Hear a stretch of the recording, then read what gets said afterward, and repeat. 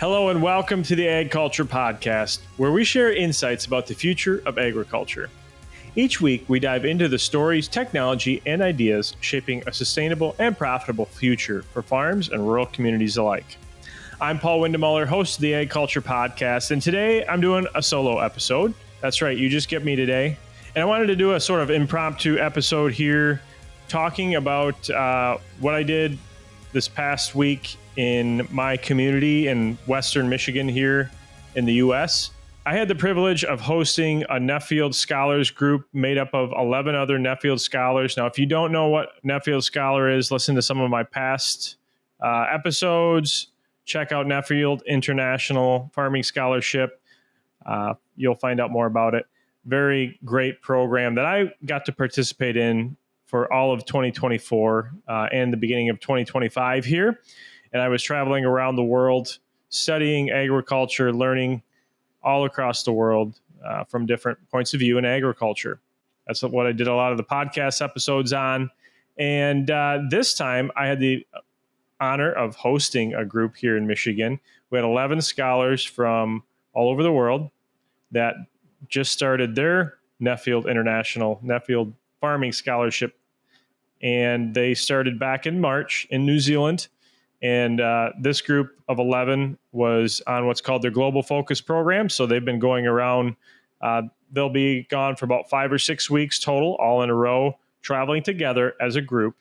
And I was one of the stops that they had. They spent about a week with me here in Western Michigan. Now, when I was doing my Global Focus program around the world, we were going through a large part of the countries that we were visiting. But the cool part about where I live, it's Western Michigan. A lot of people don't know this, but it's one of the most diverse agricultural areas in all of the U.S., if not, the world.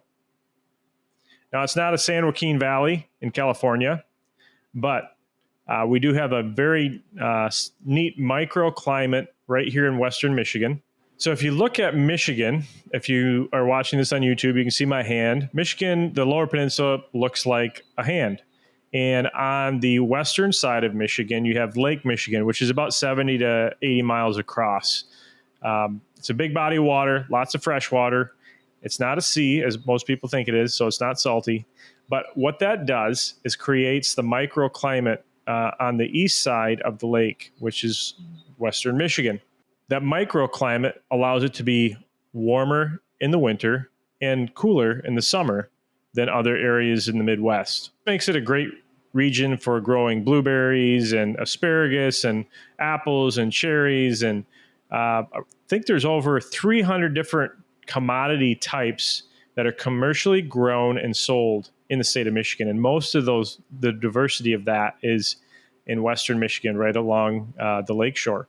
Now, besides the crops, we also have a lot of livestock in this area too. So when I took this group on tours, not only did we do cropping enterprises and nurseries that you see a lot of in Western Michigan, but we also had the opportunity to tour several different livestock operations, including the turkey cooperative that is vertically integrated here in the state. It's a very unique type of cooperative, very interesting business model. I'm hoping to do a podcast episode on that alone sometime in the future. So in total, we did about 14 different visits around Western Michigan in this region, all within about an hour or less of where I live and farm. I also got a chance to talk to the scholars at night about our visits and what they learned and their perceptions and maybe misconceptions that they had about the area. And one thing that stood out to them was the impact of how the faith-based communities in our area really is the foundation for how the farms operate, the level of cleanliness and accountability that we have in our communities. And that was one thing really I think was apparent to the scholars from Europe is the lower standards of regulation that we have in our area compared to what they have to deal with in Europe, but how we were holding each other accountable as community members to hold a high standard for ourselves, where that lack, maybe what they would call lack of regulation, still allowed for really a high bar to be set for the standards that we expected the farms in the community to operate by. One of the other things that they mentioned, because of the impact of having a strong faith-based community, was how quickly business could be transacted and how the level of trust that most farmers in our area have with one another to do business together. And I've experienced that in my own farm as we grew up from starting with nothing and really working with a lot of the community members to rent equipment from, or buy crops from, or buy cows from, or work with on manure and those sorts of things. That strong shared value system really allowed for us to build our business, our farm, very rapidly because of those shared values and that strong faith foundation. So that was really insightful to kind of hear that from people outside of our community that came in for a week to really study what made us different and what made us unique. Not only the climate, the microclimate that we have here in West Michigan, but also the value systems that our communities in this area operate by. So those are the two big takeaways that I got from the group that came to visit. They really seemed to enjoy it. I really enjoyed meeting all of them and taking the time with them to get to know their operations, their perspectives as well. Now, one other thing that I wanted to dive into is if you're a farmer or work in agriculture and you're listening to this, I would strongly encourage you to get involved. It might not be with a group like Nuffield. It might be some other group. Maybe it's even outside of agriculture, but work with a group where you can host for even a day or up to a week, like I did. It takes a lot of effort to do that, but I strongly recommend you do it, not only for the group's benefit and for people outside of the community or outside of agriculture to see how agriculture operates in a certain area, but selfishly, it helped me really understand how special of an area that I live in and how special the agriculture, the values of our community, and many other things of the area that we farm in. And I wouldn't have had that perspective had I not hosted this tour, because I got a chance to kind of step out of what I see from day to day and the people that I interact with day to day. And I got to hear their stories from their perspective and share how they operate to strangers. And a lot of times we don't ever really take the time to hear those stories from people that are in our own community because we think we already know their story. But when you take the time to go and reach out to them, set something up, and they're willing to share, usually they share with a lot of passion, and they're very open with how they got where they are, how their operation operates. So I learned a lot from the week going around about several other sectors of agriculture that I don't operate in on a regular basis. I've grown up around it, but I hadn't necessarily spent a lot of time digging into the details of it or how the business models work in those sectors.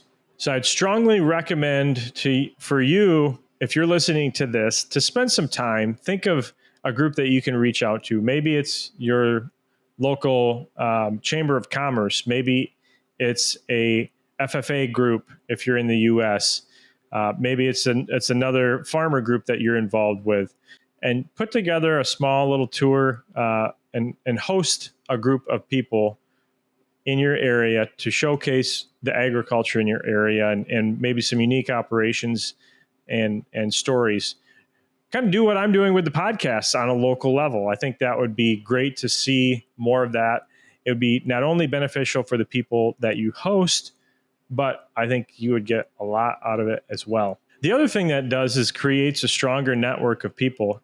If you're hosted by somebody in a completely different sector than you might find some common bonds and some common themes where you can collaborate with things with each other. So never underestimate the power of networking. I think it's very important. Even as farmers, a lot of times you think, oh, that's just for, big C-suite executives or people that are in sales. No, networking is for farmers and farm and rural communities as well. I think that makes a stronger rural community, especially if you can bring somebody in from outside your community and show them around. So moving on, the week after I hosted the group of Nuffield Scholars, we have our county fair. And I just wanted to spend a few minutes talking about this. I don't think I've ever talked about it in a podcast episode before, but I just wanted to say how impactful that can be as well. It's a great place to network. As I mentioned earlier, the importance of networking. County fairs in your local region can be a great place for you to connect with not only consumers, but also other people interested and involved in agriculture. And it's a great way to get young kids involved in agriculture with programs like 4-H that we have here in the U.S. I know my kids, I've got 4 of them out of my 6 kids showing animals this year. We brought 8 animals to the fair. Yes, it's a lot of work. It's a lot of time commitment. But when you get to see how the kids take responsibility for an animal and they understand the importance for caring for an animal, that they're responsible, even at 7 years old, they're responsible for that animal. And that animal's life depends on if that child takes care of it or not. To me, that's one of the character traits that we're missing in a lot of society today. And that can be built up through this type of program. Even if the children aren't raised on farms anymore, if they have that opportunity to show responsibility for taking care of an animal and then understanding how to connect with that animal in a way to be able to show it and move it around and lead it in a show ring. I think those things are very important for kids to learn. And county fairs, 4-H opportunities, showmanship opportunities that are available, I strongly encourage you to support those that are in your community, because that's our next generation that we're training up. That's our next generation that we're trying to get involved in agriculture. And I think that's a great way to do it. So with that, as we kick off summer, I strongly encourage you to get out there, start talking to some folks, get involved in your local communities, community fair, county fair, whatever you may have in your area, and just be willing to take part and serve in your community. I can promise you that if you do it with passion, you'll get just as much out of it as the people that you're serving. So I encourage you, if you haven't already, check out our social media posts. I did a couple of different posts on hosting the Nuffield Scholars. I'll probably do one on the county fair as well.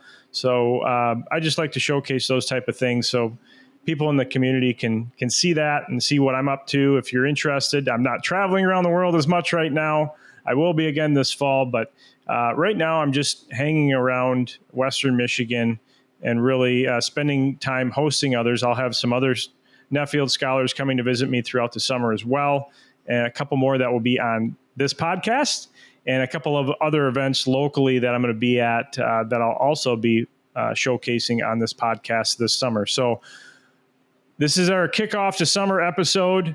I hope you enjoy it. I hope you take time to find a way to serve. And as always, if you found this episode insightful or any of our episodes insightful, please share our podcast with a person that you think could find value from it. We would really appreciate that. That's how we grow our podcast here at AgCulture. As well as if you would be so kind as to send me any unique stories or people in agriculture that you know that you could make a connection for us on. I'm always looking for great stories to showcase on AgCulture Podcast. So with that, I'm going to wrap up and just say thank you for listening if you made it this far. And again, I'm Paul Windemuller, and I appreciate you listening to the AgCulture Podcast. We'll see you next week.